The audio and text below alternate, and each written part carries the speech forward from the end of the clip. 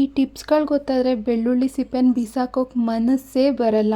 ಅಷ್ಟೆಲ್ಲ ಉಪಯೋಗಕ್ಕೆ ಬರುತ್ತೆ ಬೆಳ್ಳುಳ್ಳಿ ಸಿಪ್ಪೆ. ಅಜ್ಜಿರು ಕೂಡ ಮಾಡ್ತಿದ್ದಂತಹ ಟಿಪ್ಸ್ಗಳಿವು. ನಮಸ್ಕಾರ ಎಲ್ರಿಗೂ. ನೀವು ನೋಡ್ತಾ ಇದ್ದೀರಾ ಶ್ರೀಮತಿ ಟಿಪ್ಸ್. ನನ್ನ ಚಾನಲ್ಗೆ ಎಲ್ರಿಗೂ ಸ್ವಾಗತ. ಇವತ್ತಿನ ವಿಡಿಯೋದಲ್ಲಿ ನಮ್ಮ ಶ್ರೀಮತಿಯರಿಗೆ ಉಪಯೋಗ ಆಗುವಂಥ ಟಿಪ್ಸ್ಗಳನ್ನು ನೋಡೋಣ ಬನ್ನಿ.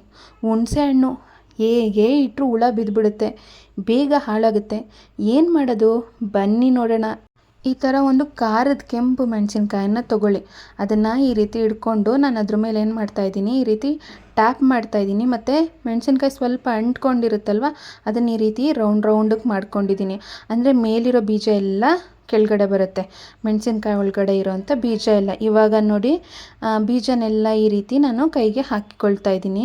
ಮೆಣಸಿನ್ಕಾಯಲ್ಲಿರುವಂಥ ಎಲ್ಲ ಬೀಜಗಳು ಕೂಡ ಬಂದಿದೆ.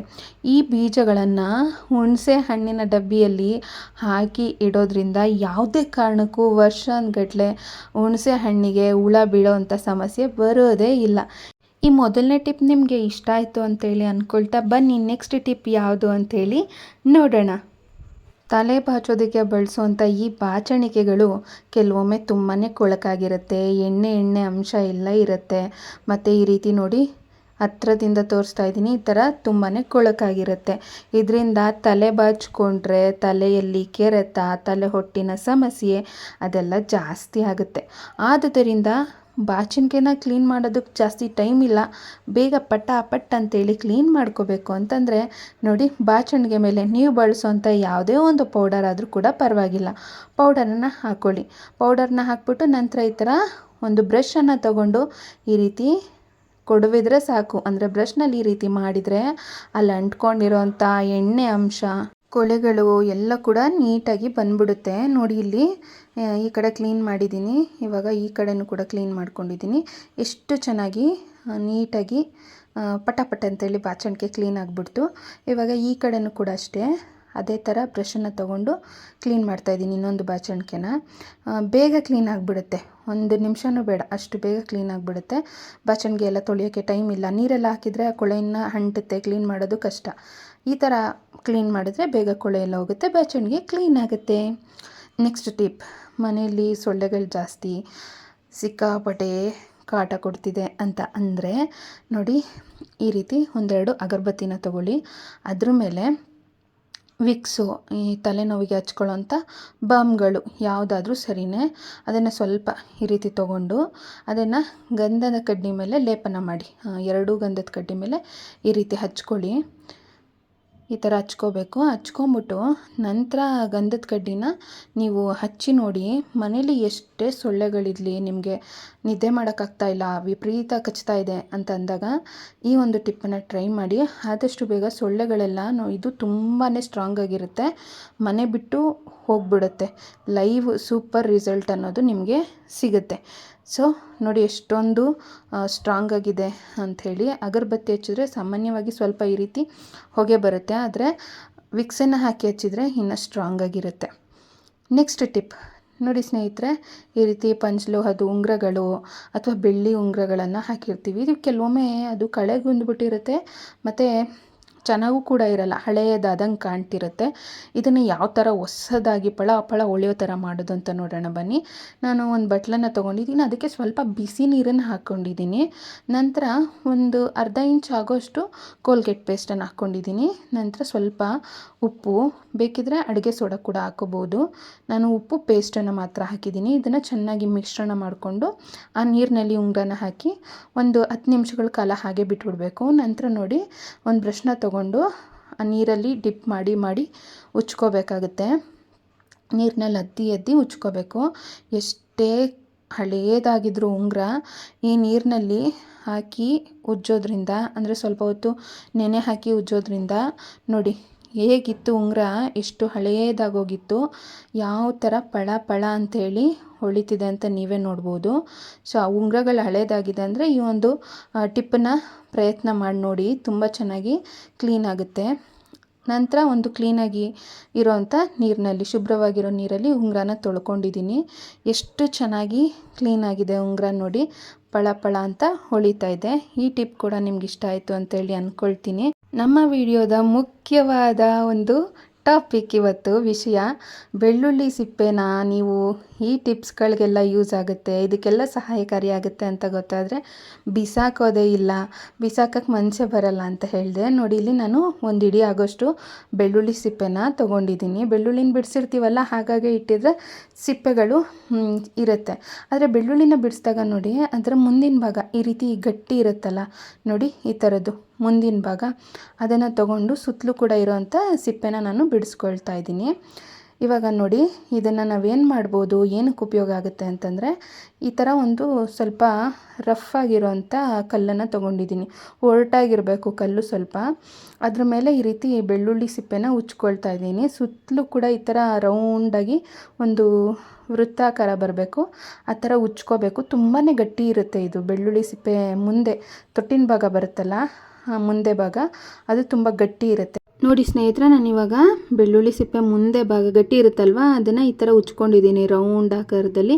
ಒಂದು ಗುಂಡಿ ಗಾತ್ರಕ್ಕಿದೆ, ಅಂದರೆ ಶರ್ಟಿಂದು ಬಟನ್ ಗುಂಡಿ ಬರುತ್ತಲ್ಲ, ಆ ಗಾತ್ರ ಆಗೋಷ್ಟು ಉಜ್ಕೊಂಡಿದ್ದೀನಿ.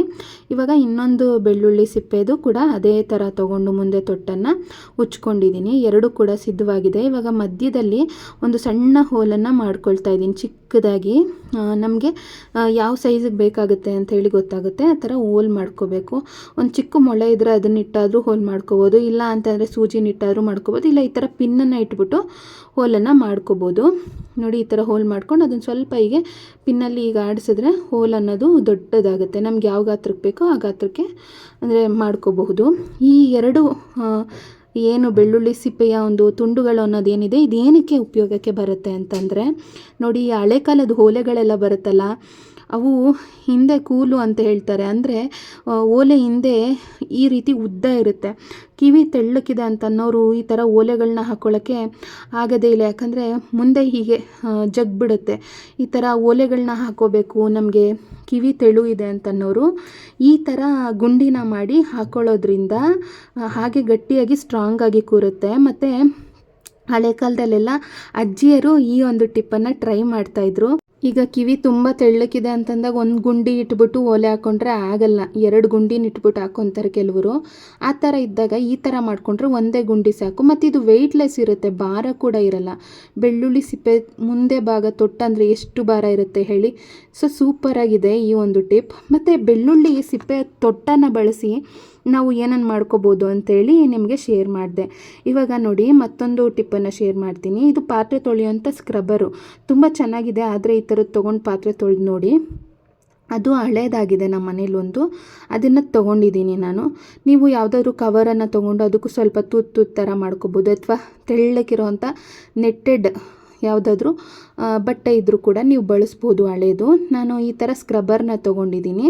ಅಂದರೆ ಸ್ವಲ್ಪ ಗಾಳಿ ಆಡಬೇಕು, ಆ ಥರದನ್ನು ಬಳಸಬೇಕು. ಇವಾಗ ನೋಡಿ, ಅದ್ರ ಮಧ್ಯದಲ್ಲಿ ಬೆಳ್ಳುಳ್ಳಿ ಸಿಪ್ಪೆನ ಇಟ್ಬಿಟ್ಟು ಈ ಥರ ಸುತ್ಕೊಳ್ತಾ ಇದ್ದೀನಿ. ಈ ರೀತಿ ಸುತ್ತಬಿಟ್ಟು ಈ ಥರ ಮಧ್ಯಕ್ಕೆ ಈ ಥರ ಮಡಚ್ಕೊಳ್ತಾ ಇದ್ದೀನಿ. ಇವಾಗ ಇದನ್ನು ನಾನು ದಾರಾನ ತೊಗೊಂಡು ಗಟ್ಟಿಯಾಗಿ ಸುತ್ತಿ ಗಂಟು ಹಾಕ್ಕೊಳ್ತೀನಿ. ಇದು ತುಂಬಾ ಹೆಲ್ಪ್ ಆಗುತ್ತೆ. ನಾವು ಬೆಳ್ಳುಳ್ಳಿ ಸಿಪ್ಪೆ ಏನಕ್ಕೆ ಅಂತೇಳಿ ಬಿಸಾಕ್ತಾ ಇರ್ತೀವಿ, ಮತ್ತು ಅಂಗಡಿಗೆ ಹೋಗಿ ನಮ್ಗೆ ಕೆಲವು ಸಮಸ್ಯೆಗಳ ಪರಿಹಾರ ಆಗೋದಕ್ಕೆ ದುಡ್ಡನ್ನು ಕೊಟ್ಟು ಕೆಮಿಕಲ್ಗಳನ್ನೆಲ್ಲ ತೊಗೊಂಬಂದು ಮನೆಯಲ್ಲಿ ಇಟ್ಕೊತೀವಿ. ಹಣ ಕೂಡ ಉಳಿತಾಯ ಆಗುತ್ತೆ. ಈ ಟಿಪ್ಪನ್ನು ಟ್ರೈ ಮಾಡಿ ನೋಡಿ. ಇವಾಗ ನೋಡಿ, ಇದು ಸಿದ್ಧವಾಗಿದೆ. ಬೆಳ್ಳುಳ್ಳಿ ಬ್ಯಾಗ್ ಅಂತಲೇ ಹೇಳ್ಬೋದು, ಅಥವಾ ಬೆಳ್ಳುಳ್ಳಿ ಪೌಚ್ ಅಂತ ಹೇಳ್ಬೋದು. ಪಾತ್ರೆನೆಲ್ಲ ತೊಳೆದ ಮೇಲೂ ಕೂಡ ಕೆಲವೊಮ್ಮೆ ಸಿಂಕ್ನಲ್ಲಿ ನಾವೆಷ್ಟೇ ಕ್ಲೀನ್ ಮಾಡಿದರೂ ಬ್ಯಾಕ್ಟೀರಿಯಾಗಳಿದ್ದೇ ಇರುತ್ತೆ. ಬೆಳ್ಳುಳ್ಳಿ ಸಿಪ್ಪೆ ಅನ್ನೋದು ಆ್ಯಂಟಿವೈರಲ್ ಗುಣ, ಆ್ಯಂಟಿ ಬ್ಯಾಕ್ಟೀರಿಯಲ್ ಗುಣ ಅನ್ನೋದನ್ನು ಹೊಂದಿರುತ್ತೆ.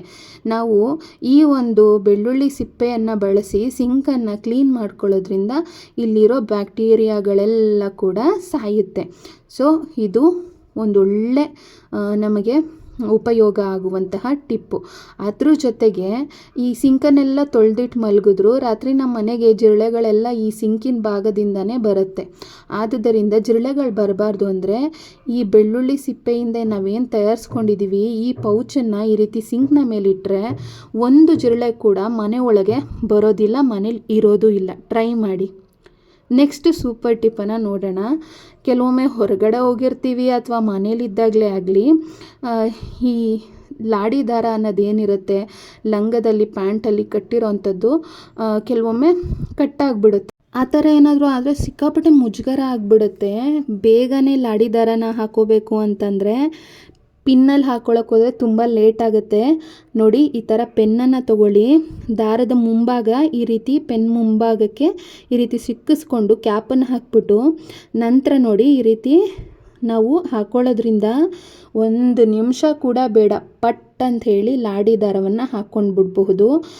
ನಮಗೆ ಡಿಸ್ಕಂಫರ್ಟ್ ಫೀಲ್ ಆಗಿಬಿಡುತ್ತೆ ಕೆಲವೊಮ್ಮೆ. ಆ ಥರ ಆದಾಗ ಈ ಟ್ರಿಕ್ಕನ್ನು ಟ್ರೈ ಮಾಡಿದರೆ ಆದಷ್ಟು ಬೇಗ ನೋಡಿ ಲಾಡಿ ದಾರ ಹಾಕೋಬೋದು. ಮನೇಲಿದ್ದಾಗಲೂ ಕೂಡ ಅಷ್ಟೇ, ಪಿನ್ ತೊಗೊಂಡು ಹಾಕೊಳ್ಳೋದಕ್ಕಿಂತ ಈ ಥರ ಪೆನ್ನ ಬಳಸಿ ಲಾಡಿ ದಾರವನ್ನು ಹಾಕ್ಕೊಳ್ಳಿ. ಇವತ್ತಿನ ವಿಡಿಯೋದಲ್ಲಿ ಶೇರ್ ಮಾಡಿರೋಂಥ ಟಿಪ್ಸ್ಗಳಲ್ಲಿ ನಿಮ್ಗೆ ಯಾವ ಟಿಪ್ ಜಾಸ್ತಿ ಇಷ್ಟ ಆಯಿತು ಅಂತೇಳಿ ಕಮೆಂಟ್ ಮೂಲಕ ಬರೆದು ತಿಳಿಸಿ. ಎಲ್ಲ ಟಿಪ್ಸ್ಗಳು ಕೂಡ ಇಷ್ಟ ಆಗಿದ್ದರೆ ಲೈಕ್ ಕೊಟ್ಟು ಶೇರ್ ಮಾಡಿ. ಮುಂದಿನ ವಿಡಿಯೋದಲ್ಲಿ ನಮ್ಮ ಶ್ರೀಮತಿಯರಿಗೆ ಉಪಯೋಗ ಆಗುವಂಥ ಇನ್ನಷ್ಟು ಟಿಪ್ಸ್ಗಳನ್ನು ಹೊತ್ತು ತರುತ್ತೇನೆ. ಎಲ್ಲರಿಗೂ ಒಳ್ಳೆಯದಾಗಲಿ. ತಮ್ಮೆಲ್ಲರ ಅಮೂಲ್ಯವಾದ ಸಮಯವನ್ನು ಇಲ್ಲಿ ನೀಡಿ ಇವತ್ತಿನ ವಿಡಿಯೋ ನೋಡಿದ್ದಕ್ಕಾಗಿ ತುಂಬ ಹೃದಯದ ಧನ್ಯವಾದಗಳು. Thank you all.